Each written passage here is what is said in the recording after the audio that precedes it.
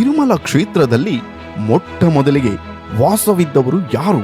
ಸುಮಾರು 1000 ವರ್ಷಗಳ ಹಿಂದೆ ಒಬ್ಬ ಮಹಾನ್ ಸಾಧು ಆದ ನಂಬಿಯವರು ಸುಮಾರು 8 ಕಿಲೋಮೀಟರ್ ನಡೆದುಕೊಂಡು ಪಾಪ ವಿನಾಶನಂ ಎಂಬ ನದಿಯಲ್ಲಿ ನೀರು ತೆಗೆದುಕೊಂಡು ಬಂದು ಶ್ರೀ ವೆಂಕಟೇಶ್ವರ ಸ್ವಾಮಿಗೆ ಅಭಿಷೇಕ ಮಾಡುತ್ತಿದ್ದರು.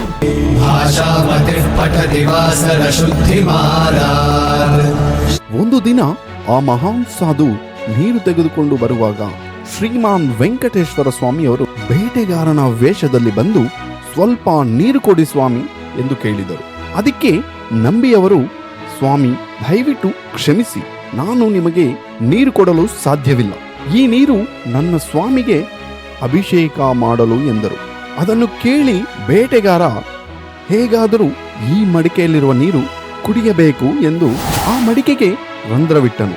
ಆ ರಂಧ್ರದ ಮುಖಾಂತರ ಎಲ್ಲಾ ನೀರನ್ನು ಗೊತ್ತಿಲ್ಲದೆ ಕುಡಿದು ಬಿಟ್ಟನು.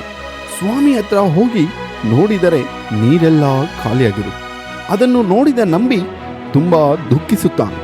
ಅದನ್ನು ನೋಡಿದ ಬೇಟೆಗಾರ ಧನಸ್ಸಿನಿಂದ ಬೆಟ್ಟಕ್ಕೆ ರಂಧ್ರ ಮಾಡಿ ಜಲಪಾತವನ್ನೇ ಸೃಷ್ಟಿಸುತ್ತಾನೆ. ಓ ನಂಬಿ, ನೀನು 8 ಕಿಲೋಮೀಟರ್ ನಡೆಯುವ ಅವಶ್ಯಕತೆ ಇಲ್ಲ.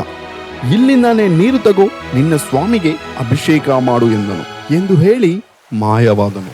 ಆ ಜಲಪಾತವನ್ನೇ ನಾವು ಇವತ್ತು ಆಕಾಶಗಂಗಾ ಎಂದು ಕರೆಯುತ್ತೇವೆ.